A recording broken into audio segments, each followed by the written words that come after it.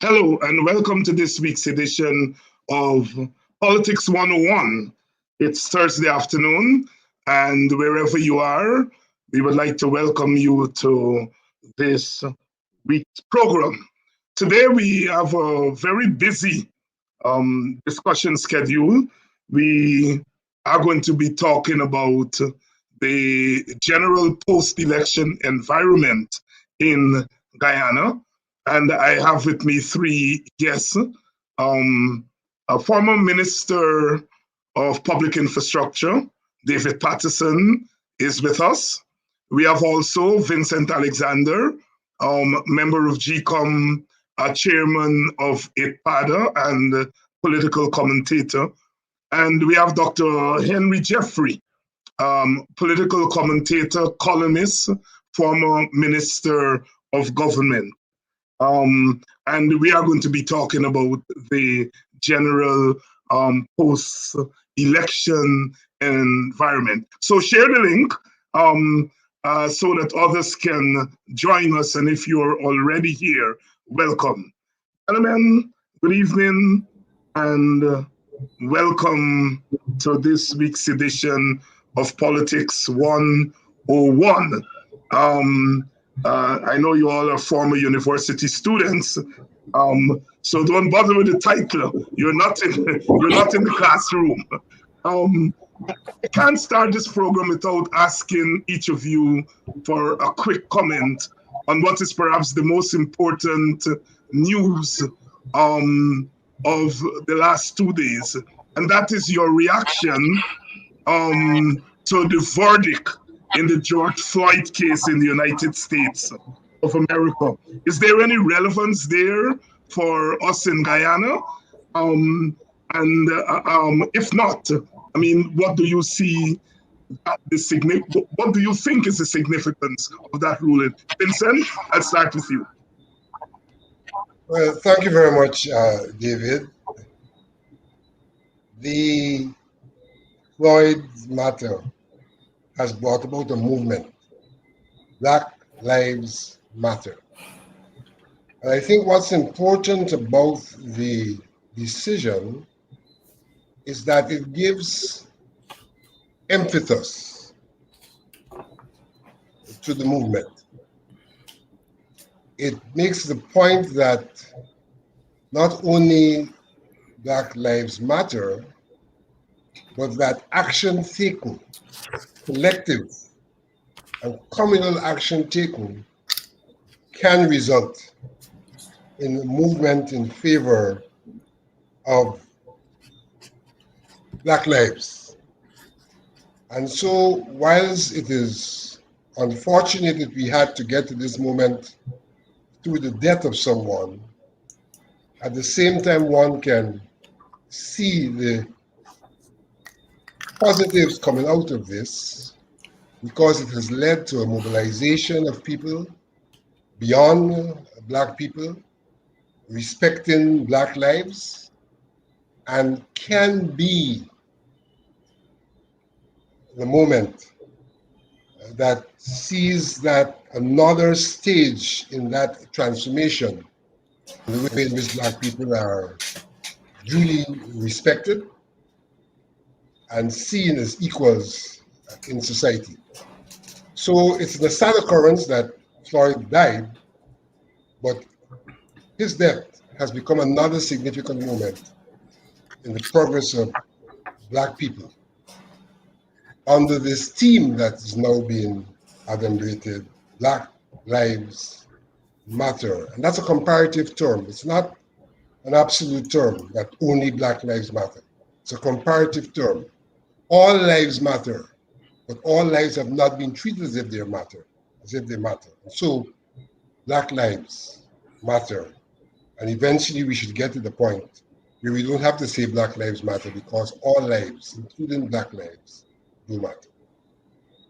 David Patterson? Right. Good night, David. Good night, Henry, Vincent. It's a pleasure to be on such a distinguished panel. I feel as though I am the junior man here. If you take the years of political activity, the three of you would have accumulated all of all this while. Like Vincent, I mean, for me, the George Floyd trial, the whole sad incident, I mean, as he said, that was quite sad that someone lost their life. But it's a question of accountability and stereotyping. I mean, it shows that, you know, I mean, that you are, as a police officer or as a civilian, you are accountable for your actions, and you should be held accountable for your actions. It also highlights the question of stereotyping. I mean, obviously, the statistics shows that the level of force meted out to Black persons by the discipline, the police force is quite unequal. So I think it's a starting point. I mean, obviously, this is just one of many. Immediately after that verdict, there's another shooting. But I do think the important thing is, one, as Vincent, I think, explained, that Black lives do matter, all lives do matter, but it's a starting point. And that secondly, that we will hold public servants, police officers, persons who are entrusted with the responsibility of carrying out a particular duty accountable for their actions. And hopefully, this should open a larger debate. You know what I mean? I mean, it's sad that we'd had to use a situation like this, but hopefully it opened a larger debate so that persons can talk frankly about exactly what matters, exactly their perceptions of each other. You know what I mean? There's some parallels you can make in the country of Guyana. And so hopefully it will enable us to talk frankly about certain issues, which is race, stereotyping, and inequitable treatment of persons and those things like that. So it's a starting point. It's not the silver bullet, it's a bad pun, but it's not the be all and end all of the situation. But it is a good start. At least someone's held accountable for their actions. Thank you very much. Dr. Jeffrey?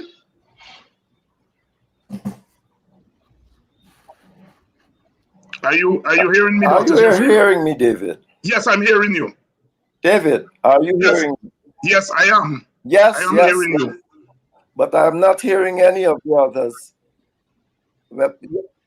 Yes, but I am not hearing any of the others or seeing any of the others. Oh, wow. But I think you asked a question about...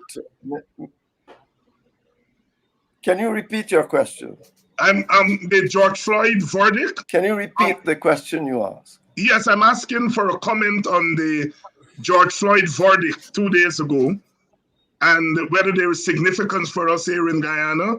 And even if there is not, what is the largest significance of that verdict?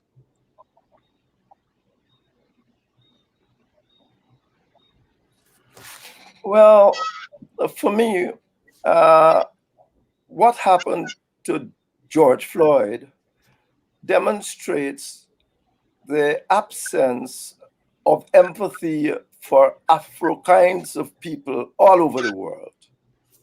And this, for me, is a result of years of propaganda, decades, maybe centuries of propaganda that has existed about them. To change this, it will depend upon the capacity of the political systems in which all of us live, and of course, the capacity of African people themselves to stand up for their rights. The significance of that for Guyana is that we live in a multicultural society in which all the people in Guyana should stand for their rights. And African people are one of those people that intends to stand for those rights and should be allowed to do so. Thank you very much. And on Sunday night on Sate Speaks, we are going to get deeper into this subject. But for this evening, let's pivot straight into the topic of the day, and that is the post-election political environment in Guyana. And I'm posing the question that this is an important period in Guyana's contemporary history, because I'm arguing that the 2020 election was a pivotal election. And so therefore, what happens after that election is of great significance for an understanding of what occurred before and during the election and what is likely to occur in the coming period. If someone who's not familiar with Guyana, but wanders into Guyana and is hearing that we had an election and there's some problems and some issues, how would you describe the post-election environment in Guyana to that person? A person who is not totally familiar with our politics, but is interested in understanding this post-election era. Henry, I'll start with you.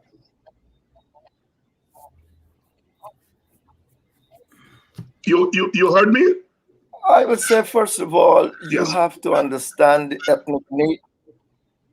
Hello? Yes. Yes. You're hearing me? Yes, I'm hearing you. I would say, first of all, to that person that you have to understand the nature of Guyanese society. Guyanese society is based politically, is based essentially upon two large ethnic groups struggling for power over the last 60 years. Everywhere in the world that this has occurred, you have had problems. Guyana is not a normal Caribbean society. It's not Barbados with an homogeneous population, or Jamaica. It has two large ethnic groups, and they are normally called bicommunal. Everywhere that you have that situation, you have had problems of governance from Northern Ireland to Fiji to everywhere. You have had that kind of problem. And unless you understand this struggle for power, you cannot understand elections in Ghana. Elections are not simply a matter of changing a government. It's a matter of changing a government that and put in place one that you do not want to represent you. And that is a totally different thing. It leads to war. It leads to all manner of things. If you go to Barbados and the government is changed, people say, fine, fine, fine. But Afro-Guyanese, those of Afro-Guyanese ethnicity and those of Indo-Guyanese ethnicity essentially don't want the other to rule them.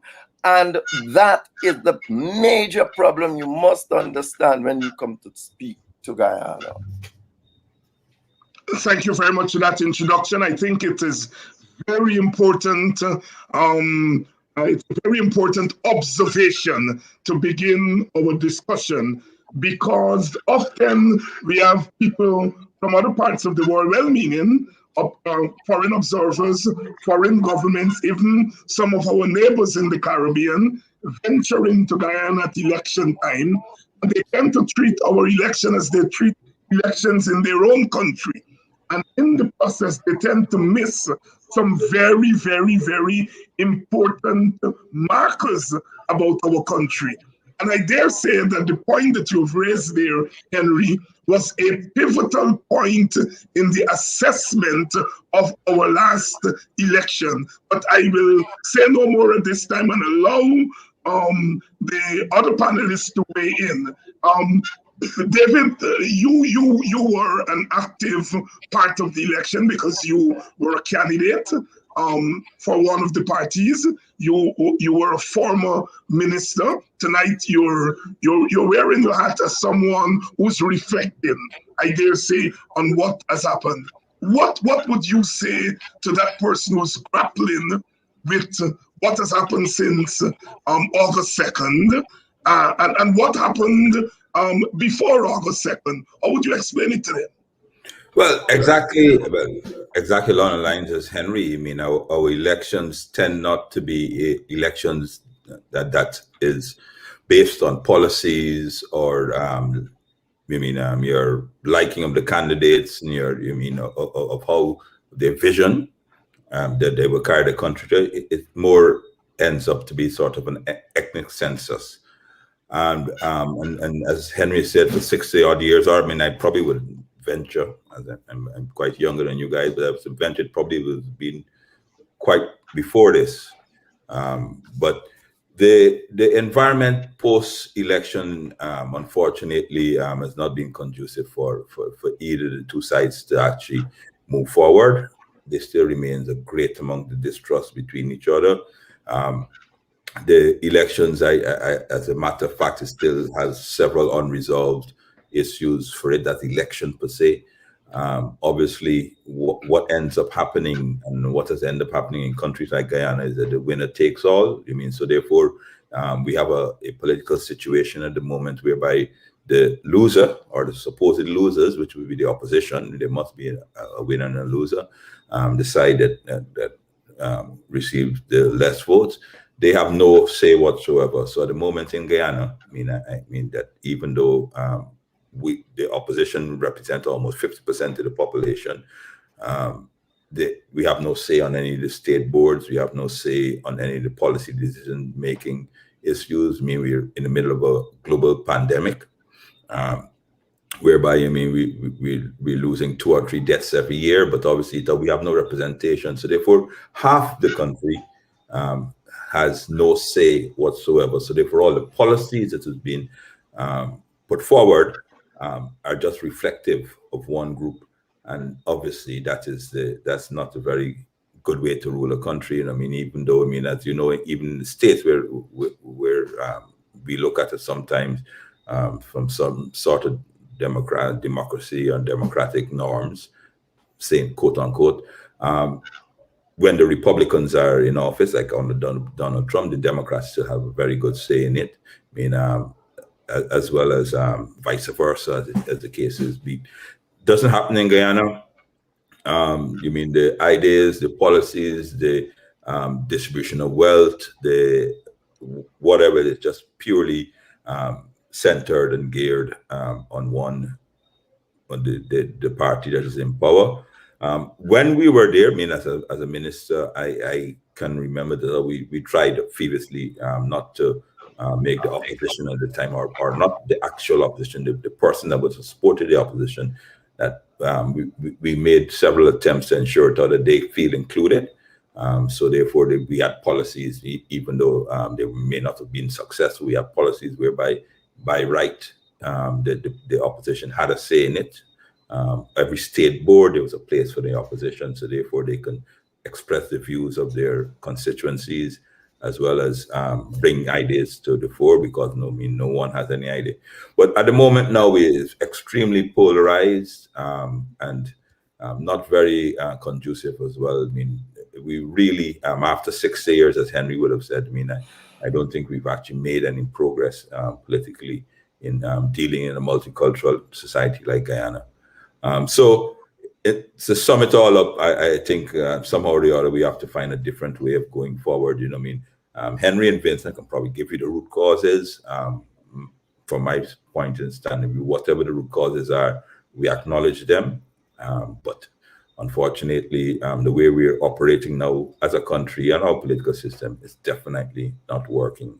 And as Henry has proffered, it is leading for a confrontational situation, because obviously one side cannot keep doing to the other, just like the George Floyd issue, can't keep doing to the other what they please and expect just a question of a census, a numerical census, to force the other side to accept what has been meted out to them on a daily basis. You know, I can go into, as we speak, we can go into more examples and more details, but that's a general assessment. Sure. Vincent Alexander, Guyana was gripped in a conflict, an impasse, a standoff for 5 months. There was no declaration of a winner.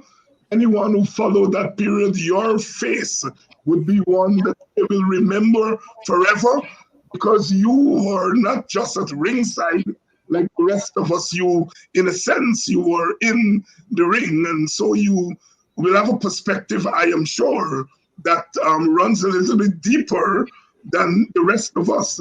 Henry gave the overview of the ethnic nature of our society, being front and center of whatever we will talk about this afternoon, this evening. David talked about what has happened since there was the declaration of a winner. Would you agree that what has happened since the declaration of a winner has a lot to do with what happened before the declaration of the winner?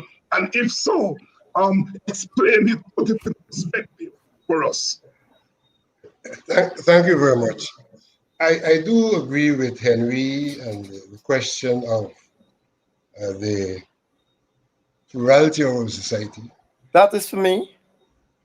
And no, it's for Vincent. You're asking me, David, or Vincent? No, that's for Vincent. And I want to say that the issues we're faced with, though they are manifest in the ethnic struggle, they have their origins in the way in which our economic system was constructed, starting with the oppressive slavery system and all that followed.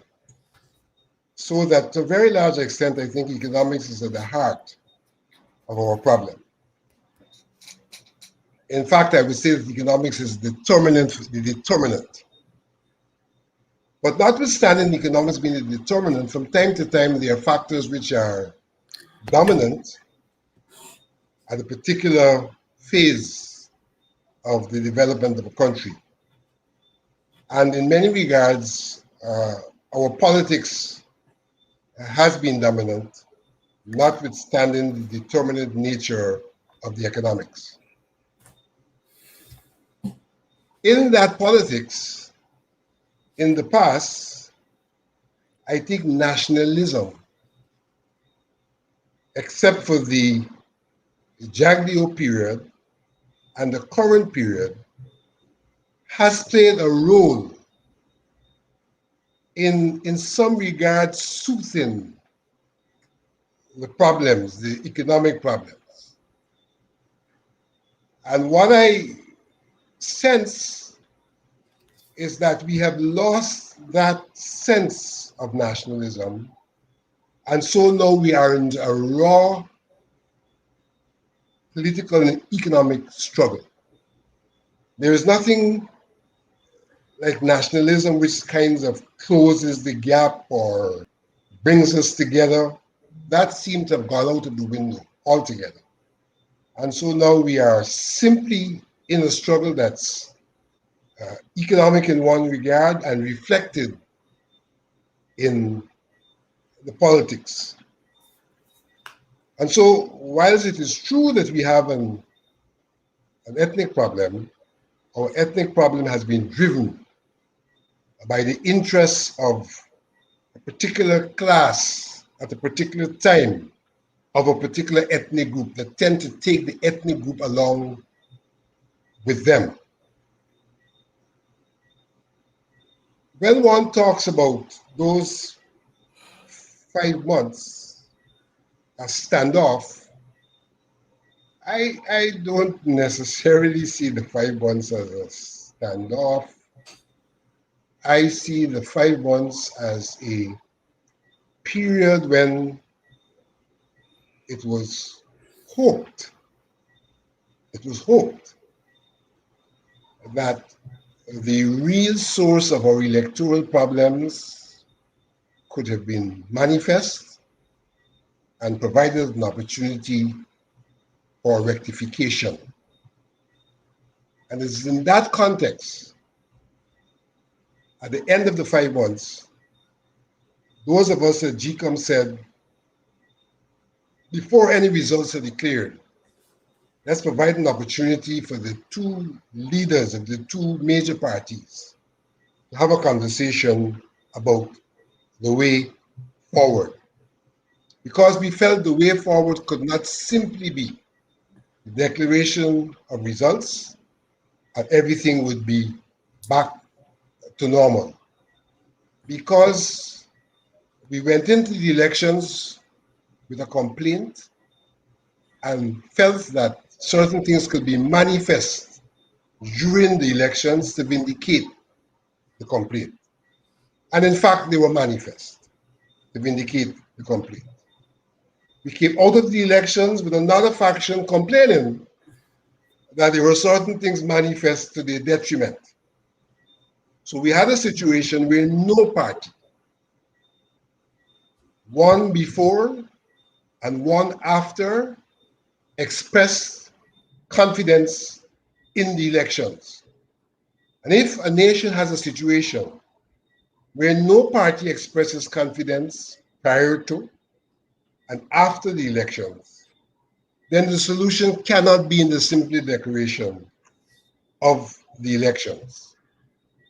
And what occurred for the 5 months provided an opportunity for the parties to reflect, to come to the table, and to have a discussion. I described what caused the 5 months to occur as a contrived crisis, a contrived crisis. And why do I say so? I say it's a contrived crisis because the struggle for power was so intense and so great that did not allow people to observe processes that could have worked and could have manifested some kind of a result without having to go through the 5 months period. What do I mean by that? GECOM has processes. And everybody said, well, GECOM did a fine job until Region 4. At the point of Region 4, Region 4 was not allowed to do its job, good or bad. Good or bad. And in not allowing Region 4 to do its job, good or bad, there were those who abandoned their duties, which were critical to a conclusion of the process. And I'm referring here to my other commissioners who had no interest, once we got to Region 4, in carrying out their duty, which required them to be recipients of every statement of poll, scrutinized and verified. And had they been recipients of those statements of poll, scrutinized and verified, whatever is claimed to have happened would have come under legitimate scrutiny at the level of the commission, because the commissioners, individually and collectively, would have been in possession of the results by virtue of being in possession of the statements of polls verified, scrutinized, and verified. When the process was abandoned, the statements of polls, particularly and specifically those related to Region 4, and more specifically to the East Bank, were not received by, scrutinized, and verified by the commissioners. And therefore, they would have been in no position, if we had gone to the commission with the 10 declarations, to pronounce on what was before them. And so I say that what happened was contrived, a contrived crisis.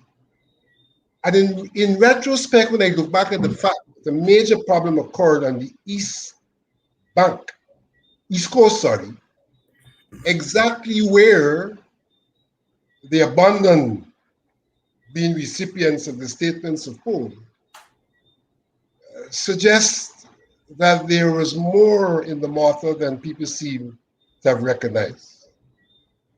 My own recollection on election day was the peculiarity, the unusual situation of a significant number of persons, as opposed to previous elections, voting without ID cards and signing affidavits of identity. And that came to my attention at a particular polling station in a manner that has left an imprint. I went to that polling station in the East Coast, and the voters outside were complaining that the process was slow. I entered the polling station and I asked the presiding officer, why is the process slow? And the presiding officer indicated to me that there were so many people who were using affidavits of identity that is what was slowing up the process. And that, I'm saying that to verify the fact that there was a significant use of those affidavits where I saw them in the East Coast. And everything else that became controversial was about the said East Coast. 47 ballot boxes where you cannot verify the validity of the votes.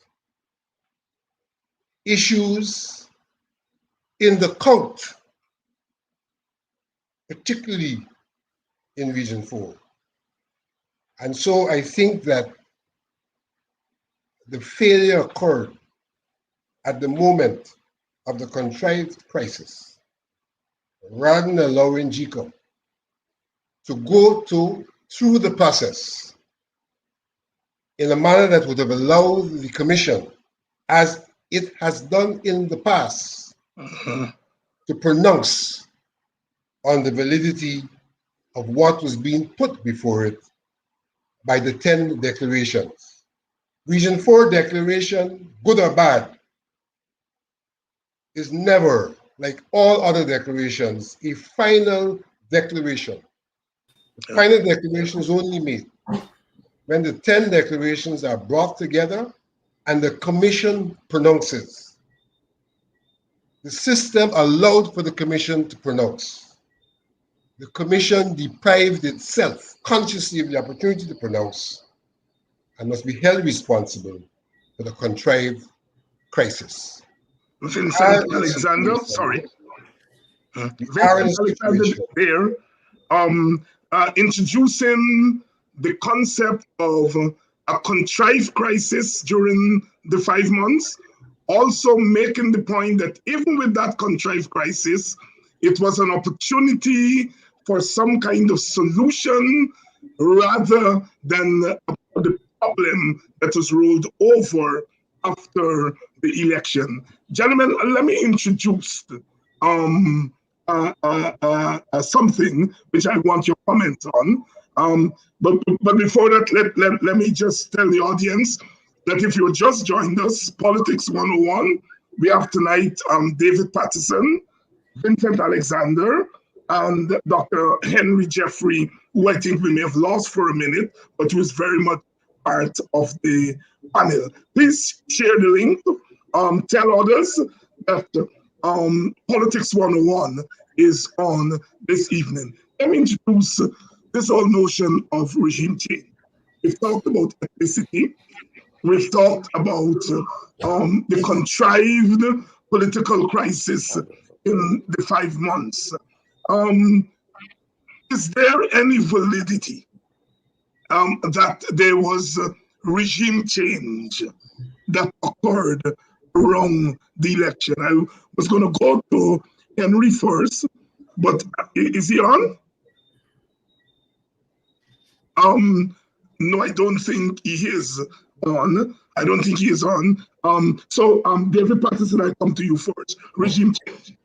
Yes, David, namesake. Look, listen, it's no secret that the PPP employed lobbyists, as you would call. They employed persons to actually remake their image, say to the to persons that were wanted to listen or they wanted to influence, preempted and sully the water about the government.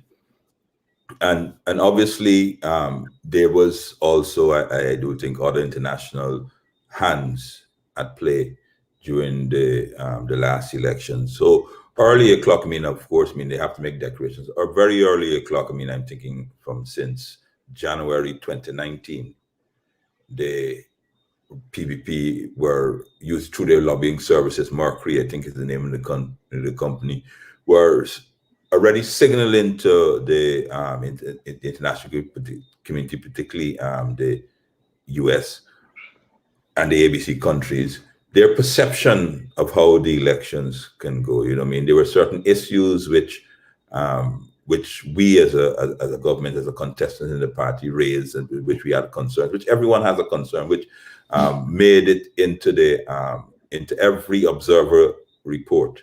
We got questions on, you know, maybe talking about the list, the size of the list, and those things like that, and certain other checks and balances, which Vincent can probably get into detail. We raised these. These were all ignored to the most part. You know what I mean? So obviously, in the end, the narrative was us against everyone. I say us as being the government at the time against everyone, irrespective of what we did. We felt that there was no due process in several of our interventions, several of our comments, and Vincent is absolutely correct. Absolutely correct. I mean that there's a process, and we have always said, "I'll let the process work, and then a winner will be declared," and obviously we will work with. You have to remember, David and Vincent, I mean that there have been very few, if any, elections in our country which the losing side has accepted, because obviously, I mean, and we haven't made any particular changes that can make it more accommodating for the loser side, because obviously in Guyana, as we said earlier, the stakes are so high. It's not a question of changing a government, it's changing a policies, changing everything is a redistribution of wealth, because obviously the government is the biggest employer up to now. So there's a bit of largesse and those things. So personally, I do think that, you know what I mean, that they you can actually, and I was quite annoyed that you can actually pay. You can actually spend money to influence the international actors, despite, you know, it was only after post-election we would have been party to some of the internal conversation, and despite what is being heard, I mean, obviously, whatever has been transmitted to the international community was very, very one-sided. I mean, I would have thought that as impartial observers, they would have actually voiced and come to the opposition or come to the government at them time to inquire what are these allegations and those things that have made. This is all March 2020. So there was a hand of I do find international collaboration. Of course, the other person will say that that's the nature of global politics at the moment. Unfortunately or fortunately, Guyana was never in this particular unique situation with us now becoming an oil-producing country. The amount of the great wealth that is anticipated once it's done correctly and accountably. So we generally felt that we would have, after having a reasonable election, 2006, 2011, 2015, we felt that obviously the communities will allow the people of Guyana to determine their own fate. Unfortunately, that was not the case in the 2020 elections. Vincent, regime change? Yes. Firstly, let me just make one point in response to what David said. I think in 2006, there was no complaint, right, except for what occurred in District 10, there was no complaint about the final results of the elections. And at that time, the PNCR was in opposition. You know, the bad boys, Yes, as yes, they yes, are yeah. always supposed to be, were in opposition then, and there was no complaint. They accepted the results, and we got on with the business of the nation. And Vincent, before you go to regime change, since you started 2006, I want you to go to 2011 and 2015 because you had a pivotal role to play in some things that happened or was supposed to happen in 2011 in particular. Tell us about that. But just before it, Vincent, not cutting you, but can you recall in 2006 we had the issue no verification, no election. No verification, the voters list. The That's voters before. Yeah, it was before the election. Before, it was right? before. Once When we you got say to the when you election, say that there was no issue, there was an issue which I think some observers said may have affected the voter turnout. No verification, no elections. I mean, so, yeah, but David, the point he's making is that the election results were accepted by the PNC at the time. You're absolutely correct. Right. And I almost fell into that thing. I was doing research to something I'm writing. And then when I went back, I realized in 2006, there was no contestation of the results. So, Vincent, that's fresh on my mind. But tell us about 2011, Vincent. 2011 was tremendous. It was of tremendous interest. I'm going to go through more than is normally said in the public on this matter. Yeah. In 2011, that was my first election as a commissioner. By then, GCOM had arrived at the process, which was derailed this time, to allow the commissioners access to every statement of poll to verify and to have that put in the record. We ourselves then were not given copies, but every statement came to us, we verified and signed off.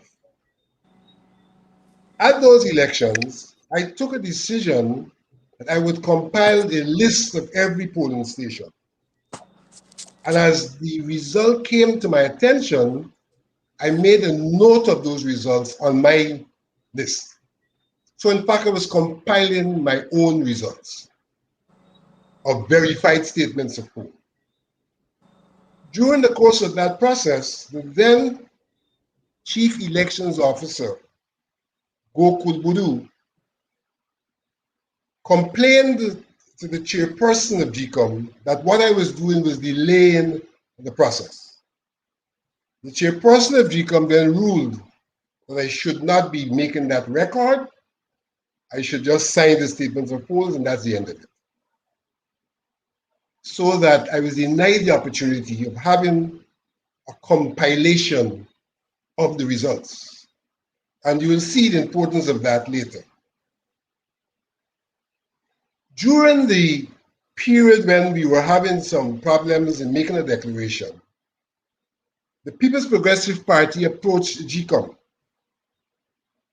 and said to GCOM at that time that whilst we have not yet declared the results and there may be some problems before we get to the final declaration, it was obvious that the PUP had won the plurality, and therefore GCOM should declare the president who's won the presidency. So that was the second thing that happened. The third thing that happened was that Mr. Budu brought a result, and I can even show you a copy now of that document, which was a false result,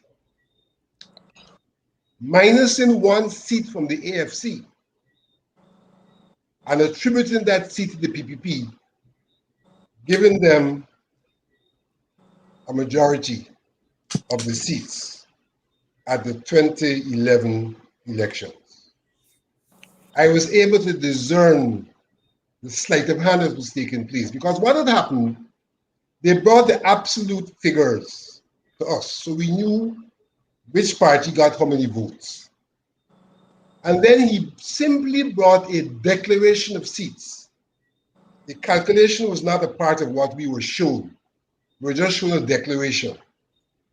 But having gotten the absolute numbers, I did the calculation. And the calculation showed that the PPP had 49 point something percent of the votes. And sorry, 48 point something percent. In a PR system, under no circumstance could 48 point something percent give you a majority. And so immediately I knew that they did not have a majority, even before Boudou brought his declaration. So when he brought his declaration, I immediately objected because it showed a majority for the PPP. He contested my objection until I called for the Representation of the People's Act to go through the provisions dealing with how the seats are calculated and challenge him to challenge what the act was saying, which he could not do, and therefore had to concede that what he presented was incorrect. Now, when I dot the I's, cross the T's, and link those three things, for me, those three things were part of a predetermined conspiracy. Don't let Alexander or anyone have the results. Leave that to Boudou. So I was denied the opportunity to compile the results. If Boudou is going to declare a false result, let's declare the presidency first. If the presidency is first declared, then the matter is settled. The people of the country will go home.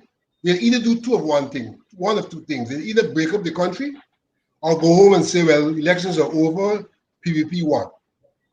So if after that moment you declare a false result, it's no big thing. People have dropped their guards. And so in my view, there was that conspiracy evident in those three actions: denying me compilation, asking for a declaration before the final results were ready, and making a declaration of the final results. That was false. That was false. So having said that, let's come to regime change.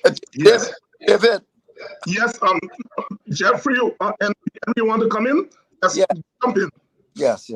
But given that, for the most part, I've heard nothing of what the other been saying. Mm-hmm. I believe that the central issue here now is the way forward. Where is it that we are going now? What are the plans going forward? I'm coming to that, Henry. Because we don't have a lot of. How long do we have? We have time. Okay, all right. All right, we have time. We're dealing with regime change now. And yes, all right. Coming to you with regime change. Go ahead, Vincent. From a regime change perspective, what happened in Region 4 was a revelation. We heard little or nothing about what happened in Region 1 through 8 and 10. But when Region 4 was being declared, everybody descended on that region, including the commissioners who should have been collecting their statements of poll at that time for that region. Everyone descended. And the process was no longer a process of observers. It was a process of participants. Everybody, the diplomats, the observers, everybody became a participant. That is not what the process provides for. So they became a participant and they started pronouncing, demanding what should happen at that time. And the diplomatic community was actively involved in that. That is unheard of and unacceptable. Pronouncing, making demands, and not allowing the process to come to a conclusion, at which point, if what was supposed to have been done by the commissioners was done, then there was every opportunity, if Mingo had done something wrong, for it to be revealed in the process and for the elections to be concluded in the manner in which previously they would have been concluded. Now, during that period, on one occasion, GECOM was in a meeting, and the Canadian High Commissioner literally barged in to that meeting, demanding the attention of an action from the chairperson. Unheard of. Unheard of. It is at that time that the chairperson, the meeting broke up obviously, at that time the chairperson left and proceeded to an office that she had occupied on the upper floor. She left of her own volition, walked to the top floor, entered an office, and then there were those who contended that she'd been locked in and that they were concerned about her health and safety and were breaking down the doors. Undoubtedly, all of those moments sought to project what the result should be, not having allowed the process to work. And that, in my regard, was a significant contribution to what eventually occurred and was announced as a result. Henry Jeffrey, I bring you in here now. We're discussing regime change. Do you think there was regime change, Henry? And if so, what is the evidence of that? Well, I believe there was regime change, and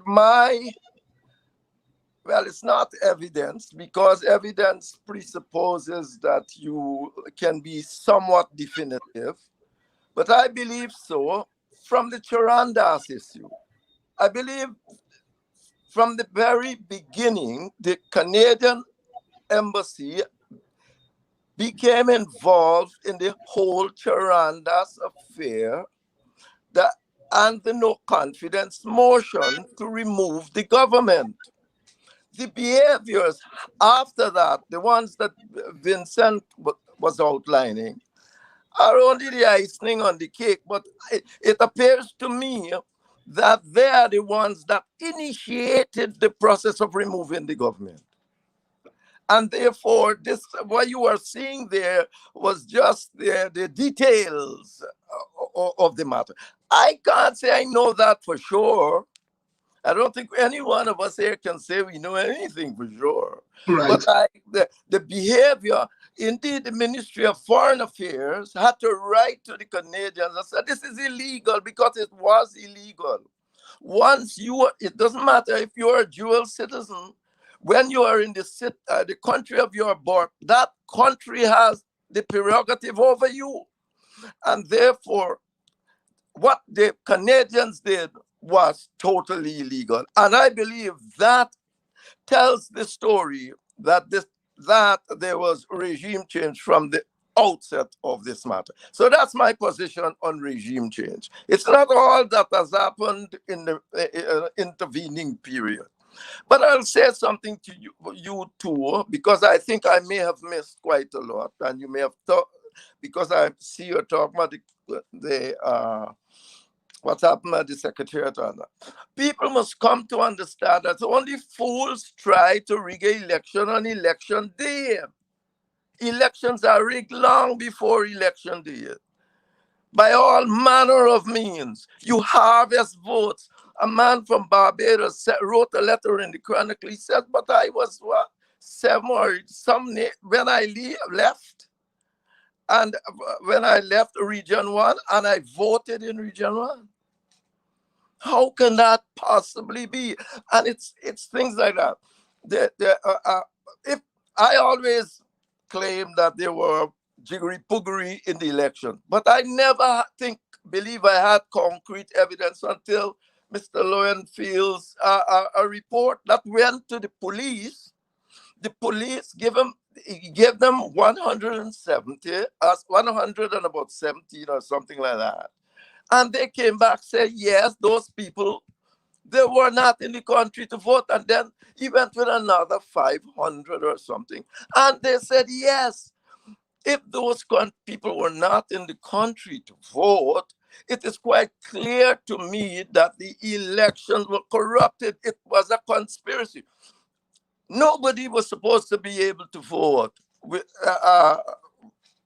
without being properly authorized. Yet it happened, according to Mr. Lowenfield, to some nearly 5,000 people, 4,600 or something. Now, instead of the regime investigating that, they're asking for subs. The election was rigged before the subs. And therefore, it is important that you understand that you had the CARICOM people came in their report. They talk about fishing, but they also said they were auditing. Fishing is what more or less auditors do. But out of that fishing, you came to the conclusion that there were many irregularities. The government should be calling upon the police to investigate that. Instead, they are trying to find subs to investigate Lowenfield and charge Lowenfield. Why is it that is so important an issue? It is no wonder that the Americans said in their human rights report that the government does not have a fair shake of the media in Guyana, that they are swamped. They are not discussing issues that has to deal with the opposition. If you attempt to say that they are trying to close you down by bullying, it is important. If what Lowenfield is saying, that in every region in this country, people who are abroad voted, 5,000 of them, there is a conspiracy. And this must be the biggest thing that we have had in Guyanese history in terms of election. And the police have a right to be investigating that. Show whether or not Lowenfield is right or wrong. It is the police that said that those 107 and so on, the authorities that said that. They must come out clearly. This cannot just be hidden and thrown away and you're running talking about subs. Nobody, no sensible person tried to rig election on election day. The subs will no doubt show that the PPP won, but the process that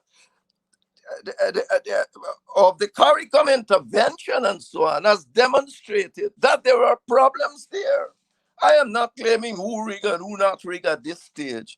But if you're running after the police to talk about Lowenfield, get them to do what is clearly a conspiracy in the Guyanese election. But no one is doing that, and it is important. Thank you, Mr. Chief.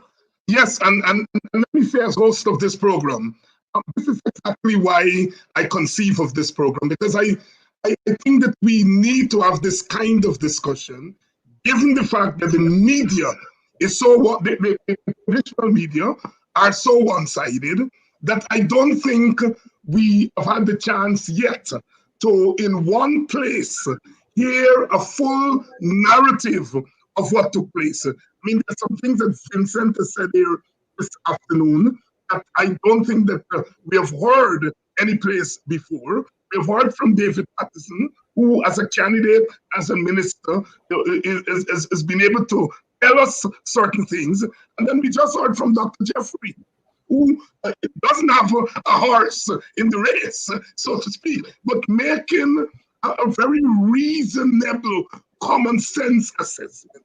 And I think this is what is missing in the traditional media. Henry, let me stay with you, because you and I are columnists together. And when I was at Echo News during the impasse, I would turn in my column. They would send it back to me and say, this column does not meet the viewpoint of the paper. I couldn't criticize the PPP. I couldn't say that this election is really a disputed election. And that went on for 3, 4, 5 weeks until I said, I can't do this no more. Apparently you didn't have the same kind of patience, right? Tell us what happened to your column. Well, essentially, to be fair, much of I've been criticizing both sides, as you know, for the last umpteen years. Yeah. Established news have never really done anything to my columns until the last one. And essentially, I was trying to make the very point I just made that that I ended that part saying that the Americans can help in 1 hour, that the American can tell you if the Lowenfield was wrong. They can tell you where the people, because it has to be a concern for many of their citizens, and therefore they can in an hour tell you if their citizens were in the country, the ones that, and whether or not Lowenfield is talking nonsense. Well, effectively, what has happened is that the establishments cut out that entire bit. And I felt that no. And remember, I started that bit by saying that the human rights record says that the opposition don't have a fair shake at the media coverage in Guyana. They said that. This is a new regime that I believe said that. This is not Trump and Pompeo and that lot. And I said, well, let me see, because I said that was one of the major issues that nobody wants to talk about or investigate. Investigate it. If it is false, well, say it is false. I am not quarreling with that. But nobody wants to investigate it. All they talk all the time is about democracy and democracy, failed democracy, and running things all over the press about fun. So let me make that. That is maybe the first time in 10 years that I've been writing established news that they've made any significant cut or even suggestions. I don't even talk to the editor of established news. Not for any good reason, but no need, because that has never happened. When I started at first, a few things, and Anna used to call and says, Henry, and then I say, Anna, change that up, and we went on. That was the first time, but in a real sense, it was a first time for me, but I can see the trend that was going on, that people are essentially not wanting to discuss issues that are of major importance to the people of Guyana. Not to me. I mean, the people of Guyana generally should know if there was a conspiracy in the electoral process. And you can't hide that. You can't throw it away. They got numbers on the ground. And there are other things, but I need not go there. Those things need to be investigated. If Lowenfield is wrong and if he's not, well, we'll know. The Americans can help them with it, but don't hide it and tell us we must put our head in the sand and talk nonsense about democracy and majority rule. David Patterson, I've got to bring you in. You're the small my here. I don't want to keep you out. In case you're just joining us, it's happening here this evening on Politics 101. We're having a really frank discussion about the elections. And if you notice, we don't have the big party leaders here. We try to be as independent as we are. David has been a minister. He's a candidate. He's a member of parliament now. But as I said at the beginning, I'm asking him here this evening to take off those hats and put on his hat as an observer of what is happening. We have Vincent Alexander, who, like I said before, wasn't at the ringside. He was inside the ring. And already he has told us about some things that we have not heard before, especially that piece on the 2011 election. David, Henry has raised the question of the media. You are an opposition parliamentarian. I have to say that's the tough job. Right? And my hand goes up to you all because you all getting blows from your supporters who feel that you all think you all have been blocked from the government from carrying out your constitutional duties under the false pretext that you all must recognize them before they say anything. How does it feel to be a member of parliament, essentially you're part of government, and don't get the kind of coverage in the media that you are accustomed to have? I mean, I go back to the Burnham years when people would talk about the government monopoly of the media. But you had opposition media. You had the Catholic Standard. Everyone might be too little to remember the Caribbean Compact would bless the government. You had the Clean Open World. All those new chiefs they were, but they gave the view of the other side. This is the first time in my observation of Guyanese politics, and I'm not a small boy, in this thing, that I have seen such a one-sided media situation. What's your take? Yes, David, you're absolutely correct.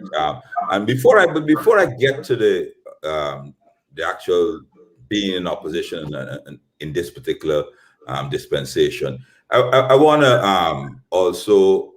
I'm glad that Vincent is on. Make mention of one of the issues that Henry has been talking about there, in the sense that persons that were not supposed to vote, being out of the country, being voting.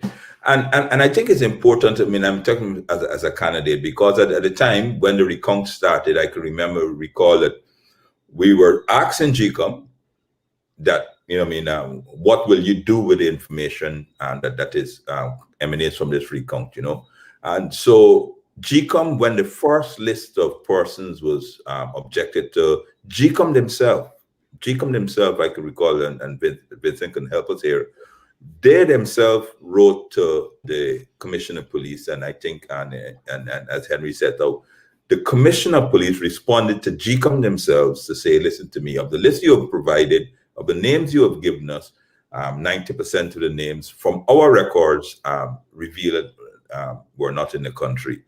And then GCOM got that information, then that was it. Absolutely nothing after that. I think on the second occasion, we had to, as the parties, we had to write the commissions, because I think GCOM took the decision that it was too explosive an issue for them to handle, or whatever decision Vincent can tell you. So that, Henry, is absolutely correct. That is one of the simplest checks we can simply do to say, to test on the whole validity of the elections and what went wrong. And he's absolutely right.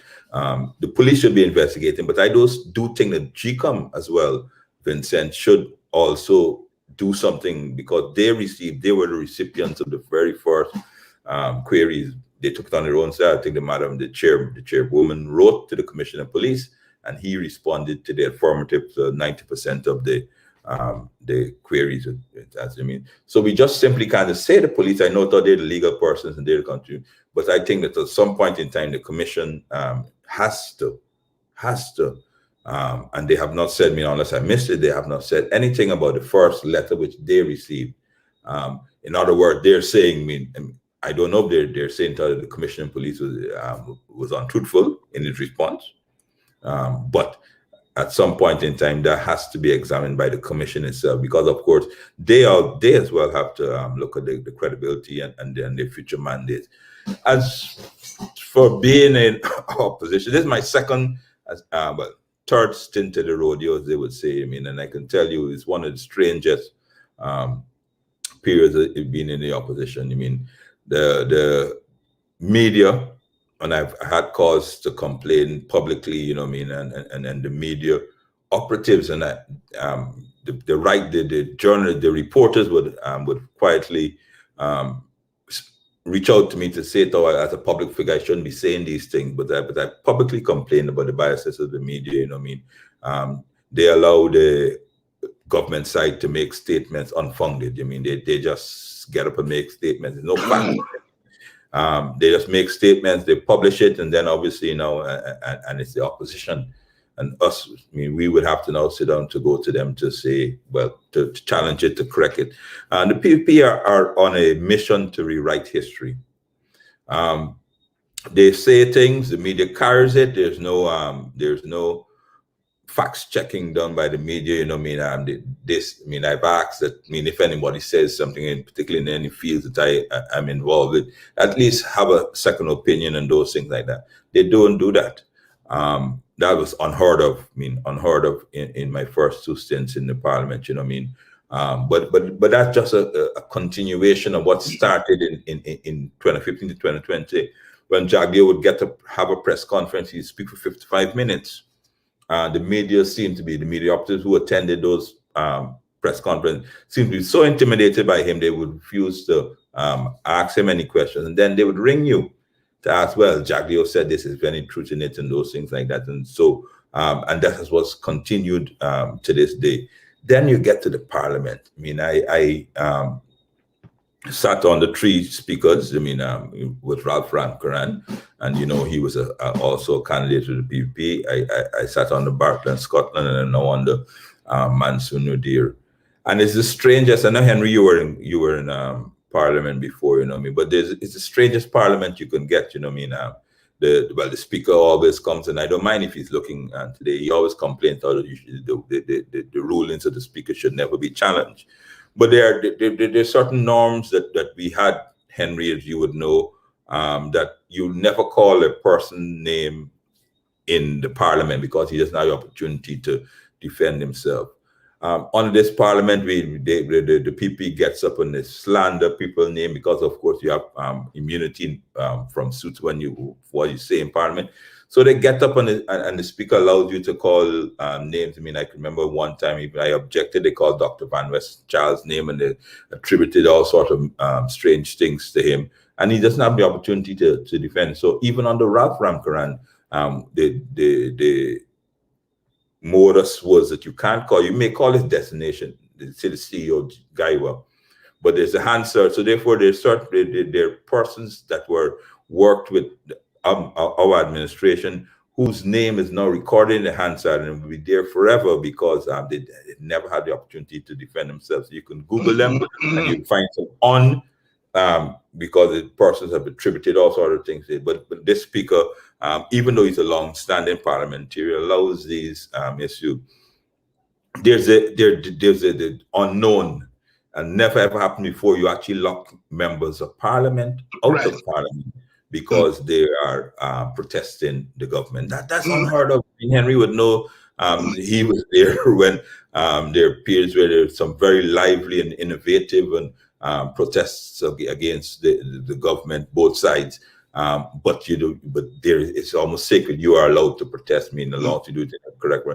Well, we were locked out of parliament because we were protesting the president when he attended. That's almost unheard of in any sort. David, let me get Vincent to jump in here on the media because I have some other matters for us to deal with. Vincent, the media. Well, the media obviously it's purely, I would even say government, the PPP media, because I have my own experiences. I am could be considered a frequent letter writer. Yeah.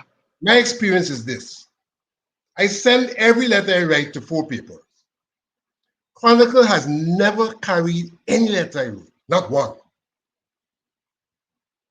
The other Times has only carried letters when I'm in debate with Ravi Dev. They don't carry the other letters. Starbuck News has carried some of my letters, and like in the case of Jeffrey, they've edited some of my letters. They've not allowed everything to be carried. They've edited. Kaichur News has carried most of my letters. So we have a situation where, in terms of the media, one really does not have exposure in the media. The media seems to be solely controlled by the government of the day. I have never heard since after the elections, the opposition being given time on the national radio. But if the president speaks, you could hear it 10 to 15 times. You have to hear it 10 to 15 times. And there is this continuous going on. And they do not speak as ministers. When they speak as politicians. Yeah. So it's not a case where the government is saying what the government has done, etc. is a case where they're using the opportunity to continue politicking using the national media. Reference was made, and I want to comment on this to the speaker. David was very kind to say he's a speaker, a parliamentarian of many years, but the culture is not no different. When I was a parliamentarian, I recall vividly him saying to us then, as he does now, he says the opposition shall have its say and the government shall have its way. His disposition is predetermined. He's not there to listen and to make judgments. He said, as a member of parliament, and I repeat, the opposition will have its say. Well, in the media, they're not even having the say. And the government will have its way. That's our speaker. And there you have it, Vincent Alexander, weighing in on what is happening in Parliament, weighing in on the media. As someone who was a frequent contributor to Stabrook News and Kaitor News, I would get calls 2 and 3 times a week and being quoted in the newspaper. I've not had a call from a reporter from those 2 newspapers since March the 2nd of last year. When I do send letters to Stabrook News, I've written on things that are not political. They do not carry it. They carry nothing from me. Kaitor News is a little kinder. They carry stuff from me, but I give them strange headlines and so forth. I could know, many times no. And there we have it. Let me move to this business of the government. Henry, I'm bringing you in here. Orphanali and the government saying they would not meet with the leader of the opposition. They would not allow the government to engage in its constitutional functions of oversight if Armand does not recognize them. Is there anything in the Constitution that says that the opposition must recognize the government before they allow them to carry out their constitutional functions? But the opposition is begging the government to talk to them, so they must have recognized them.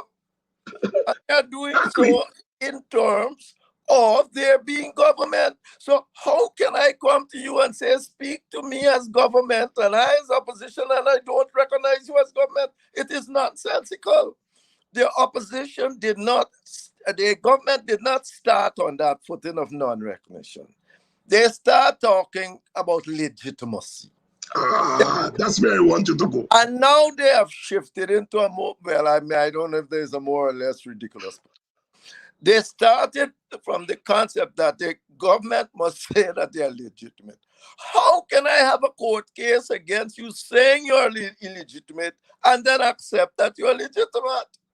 And anyway, it does not matter. For 30 years, Barnum run this and company run this country, and for the PPP, they were illegitimate. It doesn't matter. These things, legitimacy comes about when you have people feeling at one with you and your government. That has not happened in Guyana for the longest while. But that don't mean that governance must not continue. The PPP and its supporters have just shifted this thing now to talk. They must recognize them. If I was Armand tomorrow, I'd say, I recognize you, sirs. But that don't mean what are they up to? What are they up to, Henry? Well, first, I feel that with all the election petitions and all that around, the government feels that it needs to move fast. It doesn't. It got to keep this momentum that it is the democratic and legal government. Well, it's talking only to its supporters, obviously, because it's talking to nobody else. And it wants to move fast and do things quickly and demonstrate that it is powerful and it can move forward without the leader, without the involvement of the PVP, the PNC, and the coalition. Now, that's what they want. They know that this election petition can go either way. It could. I don't know where it will go. But effectively, they want to demonstrate to this country that they can do more in a couple of months than the coalition had done in years. Of course, they are facing the coalition. They are facing their Charandas moment. In the sense, after Charandas, you see how the coalition who was doing nothing for the supporters get up and start camp all over the place, trying to do all manner of things that they should have done before, all manner of things that they reneged upon. Now they are in the Charandas moment. So elections commission petitions are there. They don't know. They got to show powerful. They got to go on and do more than the previous government had done in X years. And I believe, but it is, if you contextualize it, you will find that they are in different contexts. This government, the previous government, for example, thought that it would have been there to rule over time and therefore wanted to do things in a more structured way. Now, they are only here now to spend and people say, look how much they're doing, and this crazy government. But effectively, if we are now getting money, we should not be spending it like this. We should attempt it. What we want to leave for future generations, we want to leave future generations generational infrastructure and generic generational infrastructure, great roads that's going to last for 30 years, great canals, great everything, great housing, great hospitals, fancy thing that will last for 30 years. That is what you want to leave for future generation. And if you want to do that, it takes time to plan. You must be able to change how. Ask David Patterson. He's an engineer. He knows the roads we are building will break up in 3 years anyway. Those roads. There's not even. And so that we are getting money, we need to do things more sensibly. We are not doing it more sensibly because we are always at politics, quarreling about politics. The people are carrying away oil and all sorts of. I see something in on Demerara Wave saying, well, I think it's Demerara saying, oh, Oksana said we will not have to pay for the repairs. But I thought that was a new thing they brought here. Those things must be insured. Who's paying for the insurance? We got to be paying for that. Why should we pay for that? I don't know. But what I am saying to you is that these things are preventing us. This consistent political bickering must stop. It is preventing us from using the opportunity we have again, because we had gold, diamond, and everything else. Where are they all gone? No, it is allowing us to use the opportunity we have again properly. If only we can sit down together and chart the ways forward rather than quarreling about who governs. When at the end of the day, with all we have had, we are poor. We are one of the poorest in the region. Dr. Henry Jeffrey, Pato, let me bring you in here. And you're not coming in here to defend your government about what you're doing. I'm going to bring you back another day to do that. This thing where the man is asking you all to recognize him. What's your take on it? Well, no, that's absolutely folly. I mean, I spent 5 years as a minister, and the PVP never ever actually acknowledged you as a minister. They will call you personally. I mean, the individual call you personally for favors to help them look so, but as a party, they never ever recognize you as a government. You know what I mean? We would invite them to, I would personally invite them to come to budget briefings. I mean, before we actually developed the budget, they never did that. So it's absolutely balderdash. I think, David, you know what I mean? The mere fact that they're on one side of the parliament and we have accepted our seats on the other side of the parliament indicates that there's a winner and a loser. As Henry says, everyone knows that there's the election petition and which we've been filed. and we would like to see that determined. Everyone knows though the concerns on the elections and those. What they tried to do is actually to diminish you and not you as a MP, but your supporters, right? Because there's always a narrative that you can never win because of the numerical numbers. There's always a narrative that if you win and you win, that you would have done so illegally and those things. So they're trying to shift that onto us at the moment, and by saying you should recognize them that how they've won fair and square. But that's why you have election position in 2015. In 2011, Vincent, all you would know, they never accepted the results. In 2015, they never accepted the results. They was always saying that there were issues with the elections. They never conceded. Never ever conceded, and we never ever put that barrier to say to them, listen, we have to concede or call us legitimate or recognize us before we can move forward. And that's what's disappointing. I mean, Henry is absolutely right when he says that they're trying to do as many things in such a short space of time. I mean, as a government, they are good at spending money, doing very, very wafer thin projects. I mean, it looks very good. You know, I mean, the King's new clothes, it looks fancy. It wouldn't be there for 3 years. I mean, because remember the matter of election roads and those things like that. And that's what they will do. And their supporters are so will always say, "Oh gosh, look, they were able to do this in 2 or 3 years," but the country will not suffer.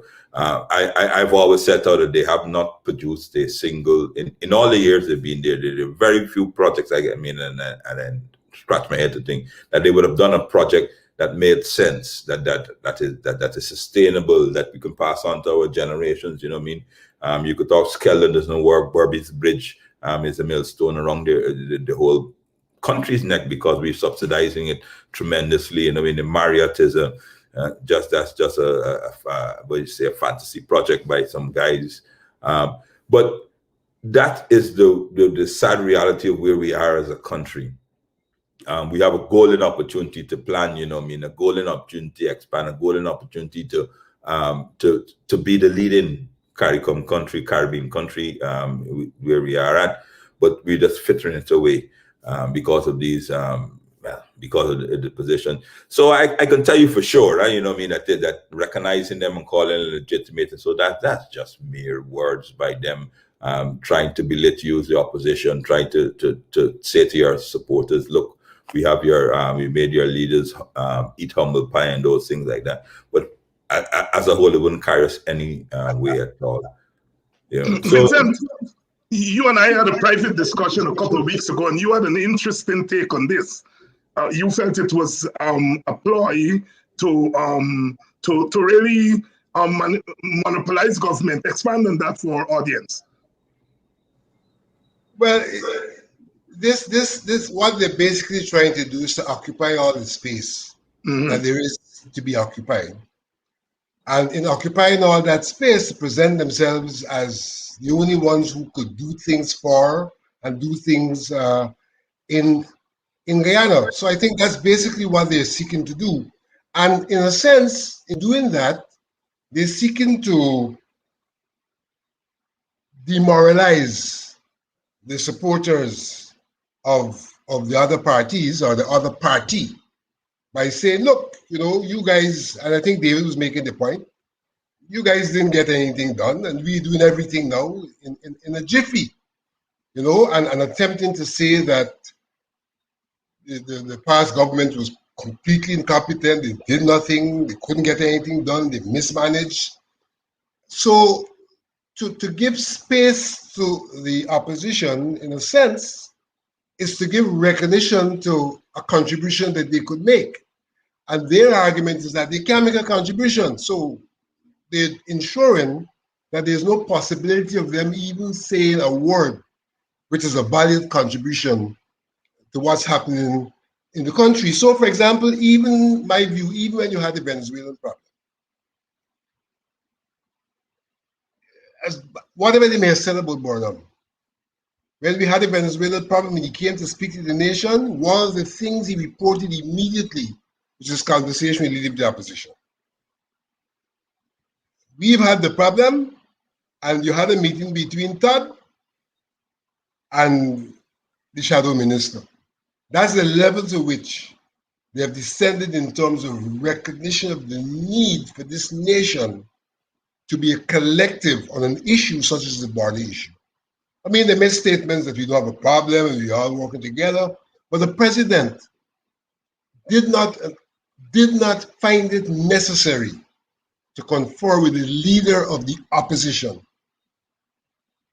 And what he did was to ask his Minister of Foreign Affairs, whose decisions are easily reversed, and we know of that, to speak to the shadow minister on this matter. That's where we're at. So there's no seriousness, and these are the people who tout democracy, because that is the going thing. All of the space they're occupying is no longer the 28 years. It is now what happened at the last elections, and that they have to ensure the democracy is kept up. An integral part of this democracy has to be consultations, has to be involvement, has to be participation, and none of that is happening. But I'm not surprised from more than one perspective. You know, I listened the other day to the president on the occasion of the birth anniversary, I think it was, or something like that, or the death anniversary of Dr. Jigan. Death anniversary, yes. Death anniversary, making a presentation at the research center in High Street. And you know what his point of reference when we talk about Jigan and democracy? His point of reference was Lenin. Now, I am not saying anything bad about Lenin. But anybody who knows Lenin, Lenin's democracy was not the democracy that we talk about. No, it was not the democracy. Lenin was democratic centralism. Get it done from the top and the bottom will follow. And that is what Irfan Ali, who I think knows little about Lenin anyhow,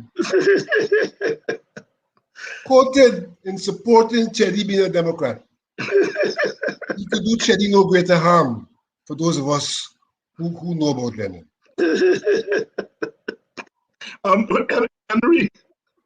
Henry Jeffrey. Hello. As a recovering Leninist, what is the way forward? Let me make it quite clear. Yes. PNC, born once, I think is in, what year was it?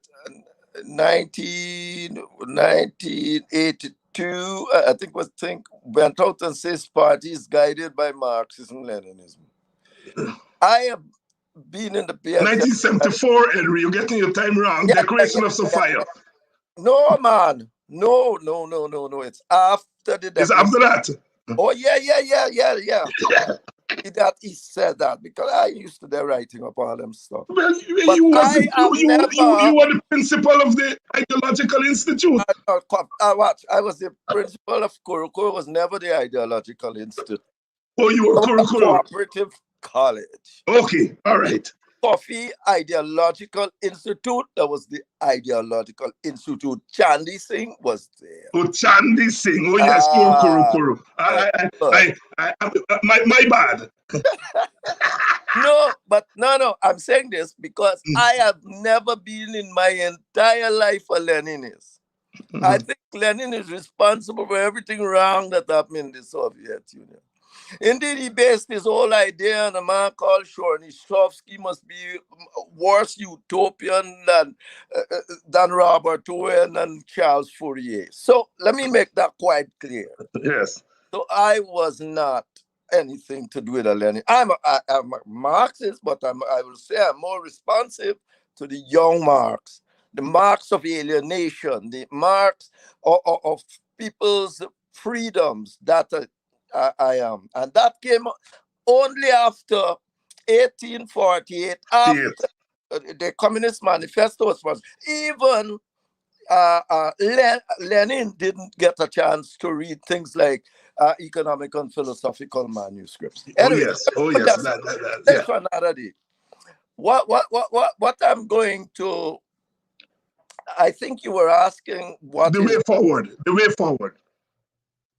Well, for me, I've been arguing now for 10 years that we need to share government in Guyana. Mm-hmm. Neither the PNC had their chance or the coalition had their chance, they never did it. They say they will, they never did. The PPP don't want it at all. But what we find in Guyana is that the social structure is changing in a fashion that has made both of these people minorities. The Indians have moved out, and today the PPP is a minority. Indians are 40% of the population. Africans per se are 30%, but when you add on the Africanized, what do you call mixed people? Because we're talking ethnicity, not race. Yes, ethnicity. That's why the PNC and the coalition get that close to 50%. That's why, because they are 20%. I'm saying the thing is changing, and it is making it impossible for either of these two parties to gain an overall majority. The reason the PNC would get involved in any election manipulation because they want to get to 50%. The reason the PPP, because the PPP might always win if you go to a free and fair election with clean list and all of that, and if the constitution is not changed, the PPP is likely to win the presidency. But after 2020, 2011, they don't want the presidency anymore because that's problematic. It leads them to a proroguing parliament and all kind of a thing. So they're now manipulating election to go over the boundary to 51%. Now, therefore, I'm going to, with that contextualized, I am going to argue that what we need now is nobody going to talk about the end product that we're going to get to sooner or later, that you got a shared governance. What we need now is two things at least. We need a clean and fair election. We need new lists. The CARICOM people said that at the minimum, remember, go and read it. They said it. At the minimum, going to another election should be with a new list. They said that. The European report the other day said a list of some 660 something thousand is far above what the population should be able to produce. So effectively, you have to have a clean list if you're going to go. That's one of the things everybody in Guyana should fight for if they're trying to bring so-called democracy. That is of importance. And if you can do it, I would say, you should be attempting to change the constitution to get rid of the plurality system that gives one person that wants, the person who wins the most vote, the presidency. And you can do other things about the constituency. Make constituencies more MPs more responsible to their constituencies and deal with the party list system. Now, that everything I've said here would call for a tremendous political battle in Guyana. This is not going to be easily thing by because in the coalition they would want some and don't want the others and all that, but it would call for a tremendous political battle. You have to let the system express itself, and we might end up someplace like Suriname. In Suriname, nobody can become president if they don't get 2/3 of a majority in the parliament. So effectively, no president can go, become go out of whack and discriminate or do whatsoever people say. No, he's curtailed that to become that president, he has to win the support of 2/3 in parliament. We can't bother with the Barbadian Jamaican model. That's how homogeneous countries. We got to look to the Scandinavians for model, where you have a lot of ethnicities and people. They must learn, government leaders must learn to compromise. Don't try to hold on to government for yourself and your supporters, but mainly for yourself. Thank you. Dr. Henry Jeffrey there, giving some suggestions on the way forward. Patterson, Patterson, the way forward in the short to medium term. Short term, I mean, first and foremost, I agree with Henry. You must have a new list. I think, I think that is preeminent. That is the idea that is, and then we must have, well, constitutional reform and those things in political will take time. But we must have a mechanism for consulting and agreeing for the way forward. You cannot have communities. One of the clearest examples was the COVID relief.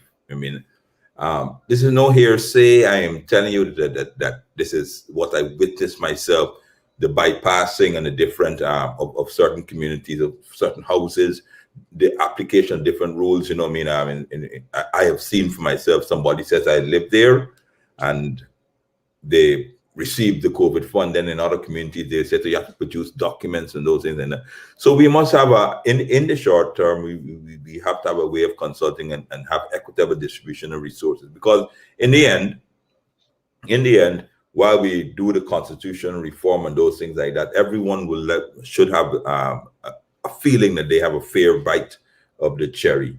Right now, it's not that. Right now, that feeling is not there at all. The public service is terrified.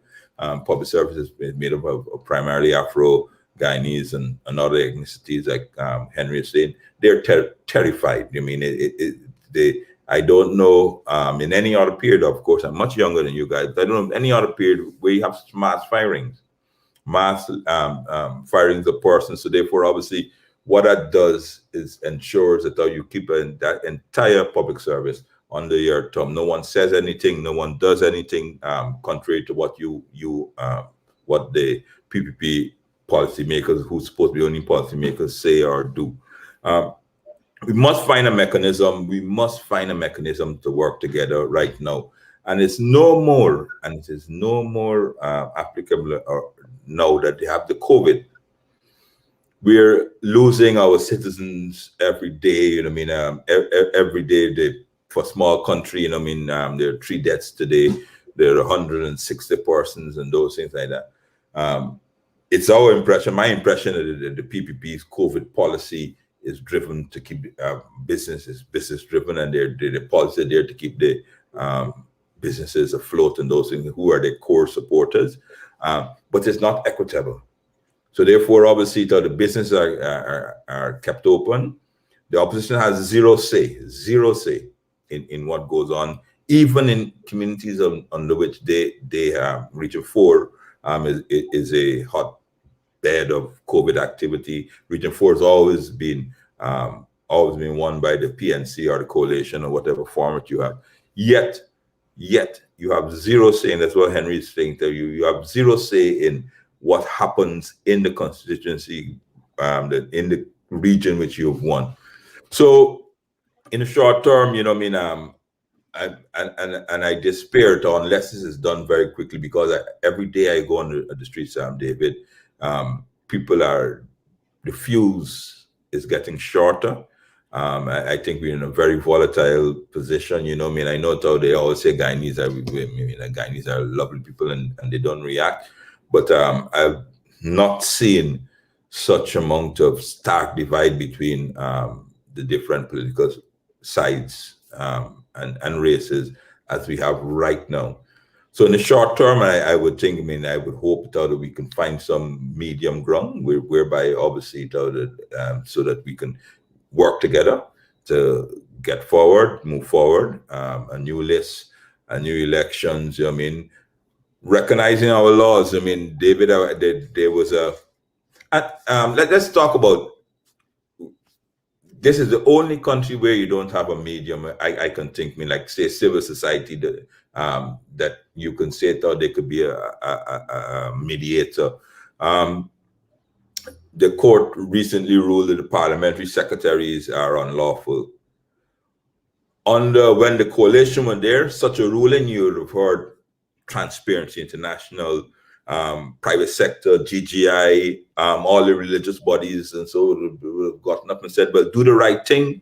The court has ruled, I mean, do the right thing. It's absolutely a deafening silence on matters like that. So therefore, obviously, having no civil society independence to actually even to mediate at sometimes or strike a balance. I mean, if we think that is also affecting us, and obviously, I mean, there were some parties, and Henry, you were part of one of those parties there. You know what I mean? Every single day there would have been a press release on the coalition about what is the right thing to do and accept the rule of law, and you know what I mean. Parliament hasn't reached for 6 weeks. I can remember that we called it a no confidence motion, and the parliament wasn't reaching in 2019. Every single day there are persons calculating how much money a parliamentarian or a minister makes, and how we're wasting the taxpayers' money. Absolutely nothing. Deafening silence here. And so unless we can find a mechanism for us to move forward, for us to be able to have conversations and debate, and every single one must feel that their say matters, we're in for a really tough road, David. Thank you. Vincent, you have the last word. The way forward. For decades now, I've been saying that the elections that we have do not serve. Our democracy is dysfunctional, and it's reflected largely in the kind of elections we have in terms of what it throws up. And so, whilst I agree that there's need for a new electoral list, I'll say this. I was involved in the 1999-2001 process, electoral constitution reform process. If we were to go back to the consultations which were recorded, and we were to come up with a report in terms of what the popular view was at those consultations, we would see that we have these processes but do not reflect in the reform the popular view, the view of the people. Mm-hmm. Processes turn out to be a sham. And so I think that we could find some of the solutions to our problems in those consultation reports. Mm-hmm. For example, in the question of constituencies, if you read our constitution, we mention things about accountability. Those words have their origin in the people's view, but the people's view was far more detailed about what we should do, including constituencies. And up to 2001, we accepted that we were going to go back and work on the constituency system, though that was going to be a sham too. But we accepted that. But after 2001 elections, to the present day, nobody, no party has revisited that question of constituencies. My view is that we need to have reform that allows, on one hand, for more power and more resourced power at the level of our local democratic organs. Let the people have a greater say and resources to do what they want to do in their communities. That we need to have a constituency system that allows people not to be caught up necessarily in party politics, but deciding that this guy or that guy is a good guy, and we wish him or her to be our parliamentarian. And so we need to break down the stranglehold that the parties and politicians have on our society through forms of decentralization, both in terms of the parliamentary system, the local government system, fiscal decentralization, so that people can get about their own lives in a manner which doesn't necessarily change their love for their ethnicity, but which allows them at their local level, even in their ethnic enclaves, to do things for themselves and not to have to rely on parties that project themselves as their representatives. That's my view. Our democracy is dysfunctional. It needs to be dismantled. And we need to put a democracy in place that allows not simply for one man, one vote, but for constituencies to find some form of representation in the decision-making process, rather than parties referring to a one-man, one-vote system. Let constituencies be able. Thank you very much, Vincent Alexander. And that's the last word. From the comments I've been seeing, people have thoroughly enjoyed this evening's discussion. And I want to thank you all for helping to enrich this discussion. I said 3 weeks ago when I started this program, I wanted this to be a medium of civil discourse, a medium of information, a medium of education above and beyond everything else, and ultimately a medium of advocacy, but advocacy based on information, reasoning, and common sense. I think this evening's program would have gone a long way towards introducing a new way of talking about our politics that brings into play the sense that politics is more than but it affects us in very deep and serious ways. And that would be the test I would use for bringing guests onto this program. I hope that we would have gone a long way this evening towards answering some of your questions, but also raising questions for the wider audience to ponder. Thank you all very much, and I will have the final word now. We in Guyana are a people that are resourceful. I am very sure of that. I think that we can solve our problems. I think that we have been through a lot as a country, and we can pull ourselves out of this. You know, the majority of people listening to this program are of African Guyanese extraction, that they voted for the coalition, and that you're bitterly disappointed. But we can turn our disappointment into a form of mobilization for our future and our children's future. I want us to contribute towards that process by making sure that we have a handle on the issues of the day. Many people have been calling me and asking me to come on with this program more than once a week, and I am thinking seriously about it.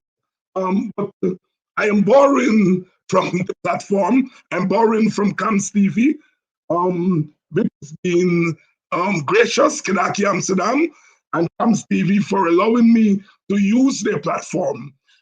My volunteer producer and operator, Andrew Weeks, I am indebted to him.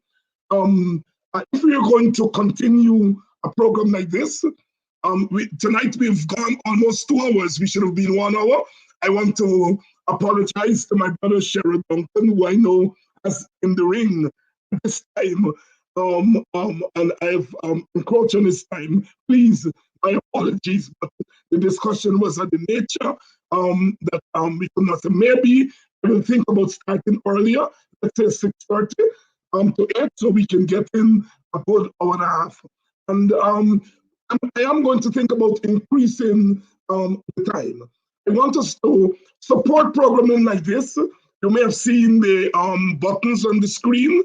And if you want to support a program like this, you can contribute through the medium that they have there, PayPal and what's the other one, Cash App.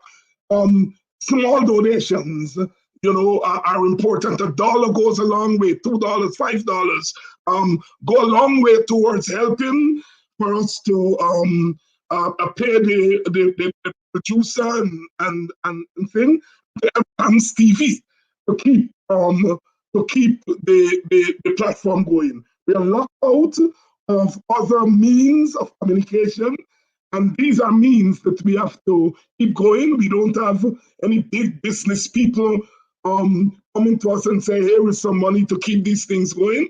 So we are depending on small donations from the audience out there. Like I said, $1, $2, it doesn't matter.